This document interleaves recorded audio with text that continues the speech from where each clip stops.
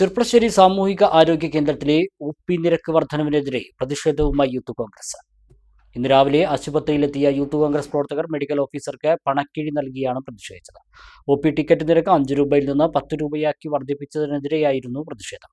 അമ്പല കമ്മിറ്റി പൂരം നടത്തുന്ന പോലെ ജനങ്ങളിൽ നിന്ന് പിരിവെടുത്തല്ല ആശുപത്രി നടത്തേണ്ടത് എന്ന് പ്രതിഷേധത്തിന് നേതൃത്വം നൽകിയ യൂത്ത് കോൺഗ്രസ് പ്രവർത്തകർ പറഞ്ഞു. ചെർപ്പളശ്ശേരി നഗരസഭയിലെയും സമീപ പഞ്ചായത്തുകളിലെയും ജനങ്ങൾക്ക് ആശ്രയമായ ചെർപ്പളശ്ശേരി ഗവൺമെന്റ് ഹോസ്പിറ്റലിൽ ഇന്നു മുതൽ ഒ.പി. ടിക്കറ്റ് ചാർജ് ഇരട്ടിയായി വർദ്ധിപ്പിച്ചിരിക്കുകയാണ്. കഴിഞ്ഞ ദിവസം ദൃശ്യപത്ര മാധ്യമങ്ങളിലൂടെ ചെയർപേഴ്സൺ പറഞ്ഞപ്പോഴാണ് ഈ വിവരം ഞങ്ങൾ ജനപ്രതിനിധികളായ ഞങ്ങൾ ഉൾപ്പെടെയുള്ളവർ അറിയുന്നത്.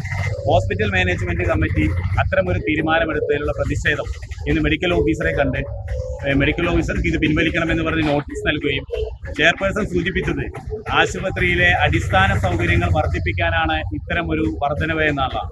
അടിസ്ഥാന സൗകര്യങ്ങൾ ഒരുക്കേണ്ട ഉത്തരവാദിത്തം അത് നഗരസഭയുടേതാണ്.